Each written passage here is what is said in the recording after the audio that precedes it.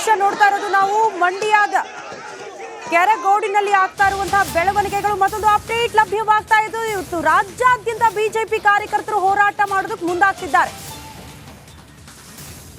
CM ಸಿದ್ದರಾಮಯ್ಯನವರ ನಡೆಗೆ city Ravi ಅವರು ವಾಗ್ದಾಳಿ ನಡೆಸಿರೋದು. ಕಾಂಗ್ರೆಸ್ ಸಿಎಂಗೆ ಟಿಪ್ಪು ಭೂತ ಹಿಡಿದಿದೆ ಅನ್ನುವಂತಹ ವಿಚಾರವನ್ನ ಸಿಟಿ ರವಿ ಅವರು ಪ್ರಸ್ತಾಪ ಮಾಡ್ತಾ ವಾಗ್ದಾಳಿ ನಡೆಸಿದ್ದಾರೆ.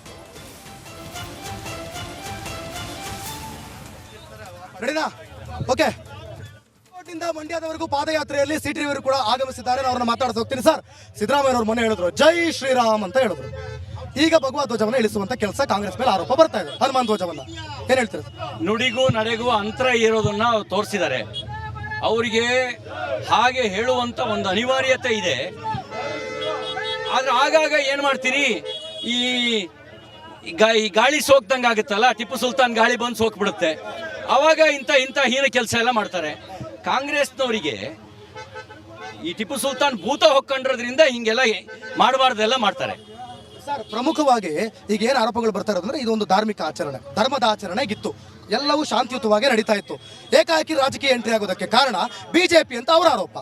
ಬಿಜೆಪಿ ಆರೋಪ ಕಾಂಗ್ರೆಸ್ ಅವರನ್ನ ಇಳಿಸಿದಕ್ಕೆ ಇದೆಲ್ಲ ಆಗೋಯ್ತು ಅಂತ. ಈಗ ಅವ್ರ ಧ್ವಜ ಇಳಿಸ್ತಾ ಇದ್ರೆ ನಾವೀಗ ಪಾದಯಾತ್ರೆ ಮಾಡೋ ಅವಶ್ಯಕತೆ ಇತ್ತ?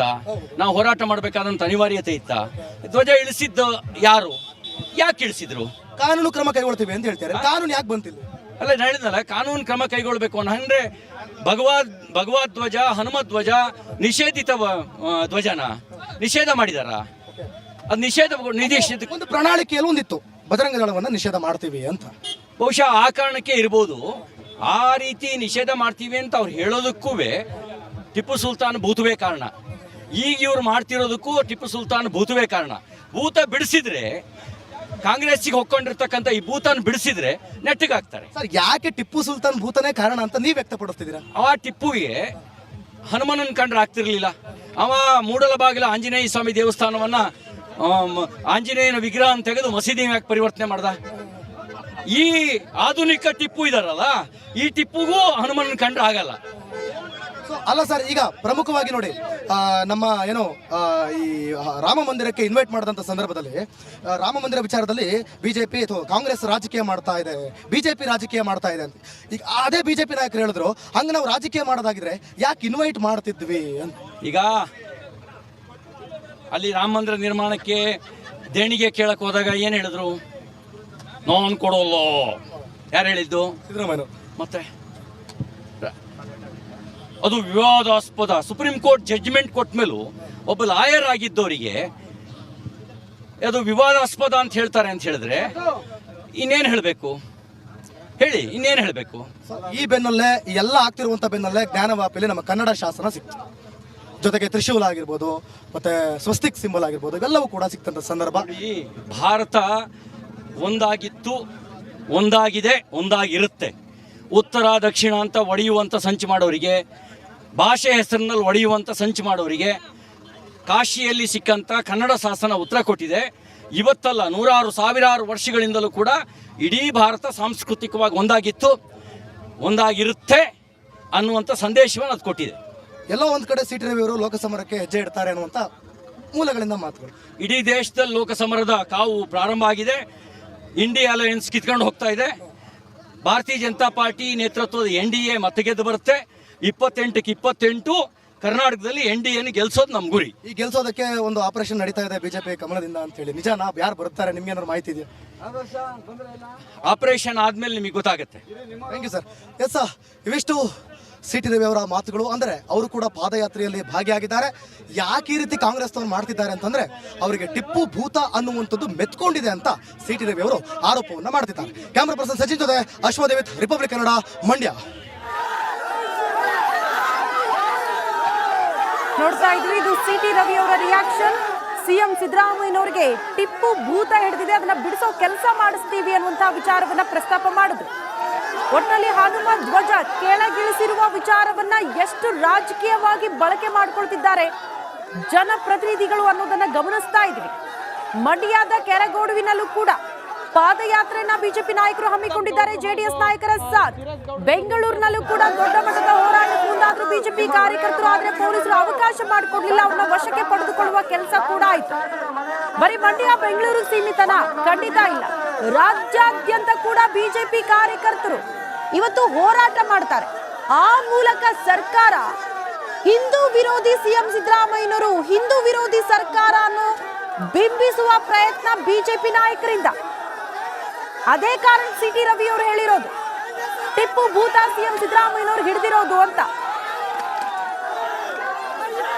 ದೃಶ್ಯ ನೋಡ್ತಾ ಇದ್ದೀವಿ.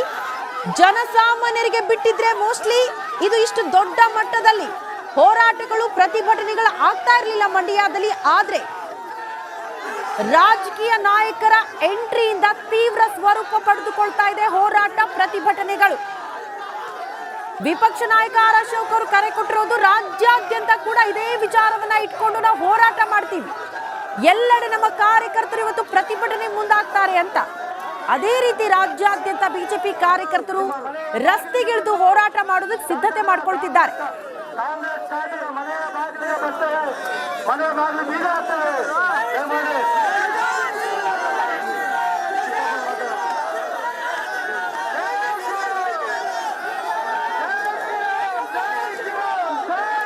ನಡೆಸ್ತಾ ಇರುವಂತದ್ದು ಕೆರಗೋಡ ಗ್ರಾಮದಿಂದ ಮಂಡ್ಯಕ್ಕೆ ಬೃಹತ್ ಪಾದಯಾತ್ರೆಯನ್ನ ಹಮ್ಮಿಕೊಂಡಿದ್ದಾರೆ. 10 ಕಿಲೋಮೀಟರ್ ಪಾದಯಾತ್ರೆ. ಇದು ದೊಡ್ಡ ಮಟ್ಟದ ಪ್ರತಿಭಟನೆ ಸಾಕ್ಷಿ ಆಗ್ತಾ ಇರುವಂತದ್ದು ಮಂಡ್ಯದ ಕೆರಗೋಡು. ಅದರ ಜೊತೆಗೆ ಇತ್ತ ಬೆಂಗಳೂರಿನಲ್ಲೂ ಕೂಡ ಬಿಜೆಪಿ ನಾಯಕರಿಂದ ದೊಡ್ಡ ಮಟ್ಟದಲ್ಲಿ ಹೈ ಡ್ರಾಮಕ್ಕೂ ಕೂಡ ಸಾಕ್ಷಿ ಆಯಿತು. ಬೆಂಗಳೂರಿನಲ್ಲೂ ಕೂಡ ಬೆಂಗಳೂರಿನ ಮೈಸೂರು ಬ್ಯಾಂಕ್ ವೃತ್ತದಲ್ಲಿ ಪ್ರತಿಭಟನೆಯನ್ನ ನಡೆಸ್ತಾ ಇದ್ದಾರೆ ಬಿಜೆಪಿಯ ನಾಯಕರು. ಈಗಾಗಲೇ ಗಮನಿಸ್ತಾ ಇದ್ವಿ ಮಂಡ್ಯದ ಕೆರಗೋಡಿನಲ್ಲಿ ಯಾವ ರೀತಿಯಾಗಿ ಪ್ರತಿಭಟನೆ ನಡೆಸ್ತಾ ಇದ್ದಾರೆ. ಅದಕ್ಕೆ ಸಾಥ್ ನೀಡುವಂತೆ ಈಗಾಗಲೇ ವಿಪಕ್ಷ ನಾಯಕ ಆರ್ ಅಶೋಕ್ ಅವರು ಎಲ್ಲ ಜಿಲ್ಲಾದ್ಯಂತ ಪ್ರತಿಭಟನೆ ನಡೆಸುವಂತ ನಿಟ್ಟಿನಲ್ಲಿ ಕಾರ್ಯನ ಕೊಟ್ಟಿದ್ರು. ಆ ನಿಟ್ಟಿನಲ್ಲಿ ಬೆಂಗಳೂರಿನಲ್ಲೂ ಕೂಡ ಪ್ರತಿಭಟನೆ ನಡೀತಾ ಇದೆ. ಪೊಲೀಸರು ಕೂಡ ಪ್ರತಿಭಟನಾಕಾರರನ್ನ ವಶಕ್ಕೆ ಪಡ್ಕೊಂಡಿದ್ದಾರೆ. ಎರಡು ದೃಶ್ಯವನ್ನು ಕೂಡ ನೀವು ಗಮನಿಸ್ತಾ ಇರಬಹುದು. ಒಂದು ಮಂಡ್ಯದಲ್ಲಿ ಪಾದಯಾತ್ರೆ ನಡೀತಾ ಇದೆ, ಆದರೆ ಬೆಂಗಳೂರಿನ ಮೈಸೂರು ಬ್ಯಾಂಕ್ ವೃತ್ತದಲ್ಲಿ ಪ್ರತಿಭಟನೆ ನಡೆಸ್ತಾ ಇರುವಂತದ್ದು. ಈ ಸಂದರ್ಭದಲ್ಲಿ ದೊಡ್ಡ ಮಟ್ಟದ ಹೈಡ್ರಾಮಕ್ಕೂ ಕೂಡ ಸಾಕ್ಷಿ ಆಯಿತು. ಸರ್ಕಾರದ ವಿರುದ್ಧ ಆಕ್ಷೇಪ ಆಕ್ರೋಶವನ್ನ ವ್ಯಕ್ತಪಡಿಸಿದ್ರು ಬಿಜೆಪಿ ಮುಖಂಡರು. ಈ ಸಂದರ್ಭದಲ್ಲಿ ಪೊಲೀಸರು ವಶಕ್ಕೆ ಪಡೆದಿದ್ದಾರೆ ಪ್ರತಿಭಟನಾಕಾರರನ್ನ. ಇನ್ನೊಂದು ಕಡೆಯಲ್ಲಿ ಪ್ರತಿಭಟನೆ ನಡೆಸ್ತಾ ಇರುವಂತ ಜೊತೆಗೆ ಪಾದಯಾತ್ರೆಯನ್ನು ಕೂಡ ನಡೆಸ್ತಾ ಇದ್ದಾರೆ ಮಂಡ್ಯದ ಕೆರಗೋಡಿನಲ್ಲಿ. ಯಾಕಂತ ಹೇಳಿದ್ರೆ ಮೊನ್ನೆ ರಾಮಲಲ್ಲನ ಪ್ರಾಣ ಪ್ರತಿಷ್ಠಾಪನೆ ಆದಂತ ನಿಟ್ಟಿನಲ್ಲಿ 108 ಅಡಿ ಎತ್ತರದಲ್ಲಿ ಭಗವದ್ ಧ್ವಜವನ್ನ ಹಾರಿಸಿದ್ರು ಆ ನೆನಪಿಗೋಸ್ಕರ. ಆದ್ರೆ ಅಲ್ಲಿನ ಪಂಚಾಯತ್ನವ್ರು ಏನ್ ಮಾಡಿದ್ರು ಅಂತ ಹೇಳಿದ್ರೆ ಅದಕ್ಕೆ ಪರ್ಮಿಷನ್ ಅನ್ನ ಕೊಟ್ಟಿಲ್ಲ. ಅಂದ್ರೆ 22 ಜನ ಸದಸ್ಯರಿರುವಂತ ಪಂಚಾಯತ್ ನಲ್ಲಿ 20 ಜನ ಅಲ್ಲಿ ಓಕೆ ಅಂತ ಹೇಳಿದ್ರು. ಆದ್ರೆ ಜಿಲ್ಲಾಡಳಿತ ಮೌಖಿಕವಾಗಿ ಆ ಒಂದು ಆದೇಶವನ್ನ ತೆಗೆದುಹಾಕಿಬಿಟ್ಟು ಭಗವದ್ ಧ್ವಜವನ್ನ ಇಳಿಸಬೇಕು ಅಂತ ಮೌಖಿಕ ಆದೇಶವನ್ನ ಕೊಡ್ತು. ಆದ್ರೆ ಅಲ್ಲಿನ ಸ್ಥಳೀಯರು ಹಾಗೆ ರಾಮಭಕ್ತರು ಅದನ್ನ ತೆಗೆಯೋಕ್ ಆಗಲ್ಲ ಅಂತ ಆಕ್ರೋಶವನ್ನು ವ್ಯಕ್ತಪಡಿಸಿದ್ರು. ಆದ್ರೆ ಅಲ್ಲಿಂದ ಬಿಟ್ಟು ಹೋದಂತ ಜಿಲ್ಲಾಡಳಿತ ಮತ್ತೆ ವಾಪಸ್ ಶನಿವಾರ ಅಂದ್ರೆ 27ನೇ ತಾರೀಕು ಮಧ್ಯರಾತ್ರಿ ಬಂದು ಭಗವದ್ ಧ್ವಜವನ್ನ ಇಳಿಸಿರುವಂತ ನಿಟ್ಟಿನಲ್ಲಿ ಈಗ ಆಕ್ರೋಶ ಎಲ್ಲವೂ ಕೂಡ ವ್ಯಕ್ತವಾಗಿರುವಂತದ್ದು. ಹಿಂದೂ ಸಂಘಟನೆಗಳಿಂದ ಯಾವ ಕಾರಣಕ್ಕೆ ಇಳಿಸಿದ್ರಿ, ಅದನ್ನ ಇಳಿಸಿರುವಂತದ್ದು ತಪ್ಪು ಅಂತ ಪ್ರತಿಭಟನೆಯನ್ನ ನಡೆಸ್ತಾ ಇದ್ದಾರೆ. ಅನಗತ್ಯವಾಗಿ ಕ್ರಿಯೇಟ್ ಮಾಡ್ತಾ ಇದ್ದಾರೆ. ಅನಗತ್ಯವಾಗಿ ಅವರ ಅಜೆಂಡಾ ಇದೆಯಲ್ಲ, ಅವ್ರು ತಗೊಂಡಿರೋದು ನ್ಯಾಷನಲ್ ಫ್ಲಾಗ್ ಅಥವಾ ಕನ್ನಡ ಫ್ಲಾಗ್ ಹಾರಿಸ್ತೀವಿ ಅಂತ ಪರ್ಮಿಷನ್ ತಗೊಂಡಿರೋದು. ಬಟ್ ನಾವು ವಿರೋಧ ಇಲ್ಲ ಯಾವುದೇ ಜೆಂಡಾ ಇದು ಮಾಡೋಕ್ಕೆ. ನಾಳೆ ಬಂದು DC ಆಫೀಸ್ ಹತ್ರ ಮಾಡ್ಬೋದು, ಹಂಗೆಲ್ಲ ಮಾಡೋಕ್ಕಾಗೋದಿಲ್ಲ.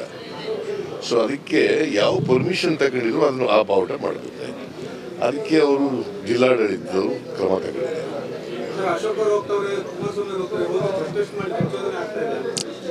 ಅವರೇ ಪ್ರಚೋದನೆ ಮಾಡ್ತಾ ಇರೋದು. ಪ್ರಚೋದನೆ ಏನು ವಾಟ್ ಡಸ್ ಇಟ್, ಯಾತಕ್ಕೆ ಮಾಡ್ತಾ ಇದ್ದಾರೆ, ಯಾಕ್ರಿ ಮಾಡ್ತಾ ಇದ್ದಾರೆ ಅವರು?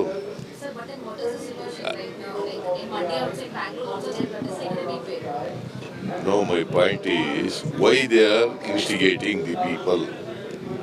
What for? Let me know. What for they are instigating the people? Why they are instigating the people? See, election ಬರ್ತಾ ಇದೆ, ಅದಕ್ಕೋಸ್ಕರ ಇವೆಲ್ಲ ಮಾಡ್ತಾ ಇದ್ದಾರೆ ಅಷ್ಟೇ. ಎಲೆಕ್ಷನ್ಗೋಸ್ಕರ ಇವೆಲ್ಲ ಮಾಡ್ತಾ ಇರೋದು.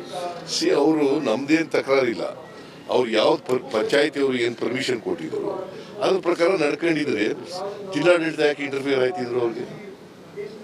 ಸಿದ್ದರಾಮಯ್ಯ ಹಿಂದೂ ವಿರೋಧಿ, ಹನುಮ ಧ್ವಜ ವಿರೋಧಿ ಯಾರು ಅವ್ರಿಗೆ ಬೇರೆ ಇನ್ನೇನು ಇದು ನನ್ನ ಮೇಲೆ ಹೇಳಕ್ಕೆ, ಅದಕ್ಕೆ ಹಿಂದೂ ವಿರೋಧಿ ಏನದು. ನಾನು I am A Hindu, but I love all people. I love all people from all religions. ಗೊತ್ತಾಯ್ತಾ? ಸರಿ, ಎಲ್ಲ ಸೆಕ್ಯುಲರಿಸಮ್ ಅಂದ್ರೆ ಏನು? ಏನದು ಸೆಕ್ಯುಲರಿಸಮ್ ಅಂದ್ರೆ? ಸಂವಿಧಾನದಲ್ಲಿ ಏನು ಹೇಳಿದ್ದಾರೆ? ಸಹಬಾಳ್ವೆ ಸಹಿಷ್ಣುತೆ, ಸಹಬಾಳ್ವೆ ಸಹಿಷ್ಣುತೆ, ಅದರಲ್ಲಿ ನಂಬಿಕೆ ಇಟ್ಕೊಂಡು.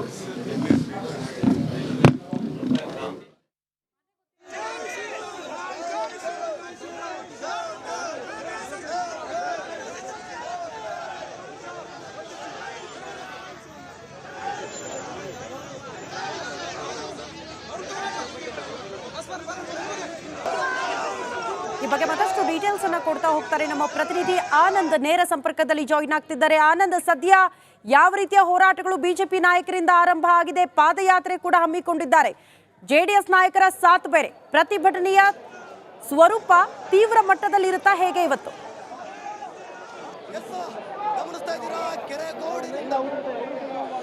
ಖಂಡಿತವಾಗ್ಲೂ ಶ್ರುತಿ, ಈಗಾಗಲೇ ತೀವ್ರ ಸ್ವರೂಪದ ಪ್ರತಿಭಟನೆ ಅಂದರೆ ತೀವ್ರ ಸ್ವರೂಪವನ್ನು ಪಡ್ಕೊಂಡಿರುವಂಥದ್ದು ಪ್ರತಿಭಟನೆ. ಈಗಾಗಲೇ ಏನು ಸುಮಾರು 6 ಕಿಲೋಮೀಟರ್ ದೂರ ಪಾದಯಾತ್ರೆ ತಲುಪಿರುವಂಥದ್ದು. ಹುಲಿವನ ಬಳಿ ಬರ್ತಿದ್ದಂತೆ ಅಲ್ಪ ವಿರಾಮವನ್ನು ಪಾದಯಾತ್ರೆಗೆ ಕೊಡಲಾಗಿದೆ. ಸದ್ಯ ಬಂದಿದ್ದಂಥ ಪಾದಯಾತ್ರಿಗಳಿಗೆ ಅಂದರೆ ಪ್ರತಿಭಟನಾಕಾರರಿಗೆ ಉಪಹಾರದ ವ್ಯವಸ್ಥೆಯನ್ನು ಮಾಡಲಾಗಿದೆ. ಇಲ್ಲಿ ಒಂದು ಅರಳಿ ಮರದ ಕೆಳಗಡೆ ಉಪಹಾರವನ್ನು ಅಂದರೆ ಏನು ವೆಜಿಟೇರಿಯನ್ ಪಲಾವನ್ನು ವಿತರಣೆ ಮಾಡ್ತಾ ಇರುವಂಥದ್ದು. ಅವರು ಕೂಡ ಅಲ್ಲಿಂದ ಬೆಳಗ್ಗೆಯಿಂದ ನಡ್ಕ ಬಂದಿದ್ದಾರೆ. ಅವರಿಗೆ ಸುಸ್ತಾಗಿರ್ತಾರೆ ಅನ್ನೋ ಕಾರಣಕ್ಕೆ ಇಲ್ಲಿ ಪ್ರತಿಭಟನಾಕಾರರಿಗೆ ಉಪಹಾರ ಕೊಡುವಂಥ ಕೆಲಸವನ್ನು ಮಾಡಿರುವಂಥದ್ದು. ಇಲ್ಲಿ ದೃಶ್ಯದಲ್ಲಿ ಗಮನಿಸ್ಬೋದು, ಮಹಿಳೆಯರು ಹೆಚ್ಚಿನ ಸಂಖ್ಯೆಯಲ್ಲಿ ಭಾಗವಹಿಸಿದ್ದಾರೆ. ಅದರಲ್ಲೂ ಕೂಡ ತಮ್ಮೂರಿನ ಹನುಮ ಧ್ವಜ ಇಳಿಸಿದ್ರೋದ್ರಿಂದ ಅವರಿಗೆ ಅಂದರೆ ನೋವುಂಟಾಗಿರುವಂಥದ್ದು. ನೆನ್ನೆ ಎಲ್ಲ ಅವರು ಕಣ್ಣೀರು ಹಾಕ್ತಿದ್ರು. ಇವತ್ತು BJP ನೇತೃತ್ವದಲ್ಲಿ ನಡೀತಿರುವಂಥ ಹೋರಾಟಕ್ಕೆ ಬೆಂಬಲ ನೀಡಿದ್ದಾರೆ. ಅವರು ಕೂಡ ಹೋರಾಟದಲ್ಲಿ ಭಾಗವಹಿಸಿ ಪ್ರತಿಭಟನೆಯನ್ನು ಮಾಡ್ತಾ ಇರುವಂಥದ್ದು. ಅವರು ಇದ್ದಾರೆ, ಅವ್ರನ್ನ ಮಾತಾಡಿಸ್ತಾ ಹೋಗ್ತೀನಿ. ಶ್ರುತಿ, ನೀವು ಇವತ್ತು ಪ್ರತಿಭಟನೆಯಲ್ಲಿ ಭಾಗವಹಿಸಿದ್ದೀರಿ, ಜೊತೆಗೆ ನಿಮ್ಮ ಬೇಡಿಕೆ ಏನಾಗಬೇಕು? ಬಾವುಟ ಬೇಕು ಅಣ್ಣ. ಮತ್ತು ಅವರು ಅಷ್ಟೊತ್ತಲ್ಲಿ ಧ್ವಜ ತೆಗೆದಿದ್ದು ತಪ್ಪು ಅಣ್ಣ. ಈಗ ನಾವೆಲ್ಲ ಕೆರಗೋಡವರೆಲ್ಲ ಇದು ಮಾಡ್ತಾಯಿದ್ದೀವಿ, ಕೆರಗೋಡವರೆಲ್ಲ ನಿಂತಿದ್ದೀವಿ. ಅದಕ್ಕೆ ಬೆಲೆ ಕೊಟ್ಟಿಲ್ಲ ಅವರು, ಯಾರೂ ಬರಲಿಲ್ಲ, ಮತ್ತು ಶಾಸಕರು ಕೇಳಲಿಲ್ಲ. ಈಗ ಧ್ವಜ ಬೇಕು ಸರ್, ಮತ್ತೆ ಅಲ್ಲಿ ಆರಿಸ್ಬೇಕು.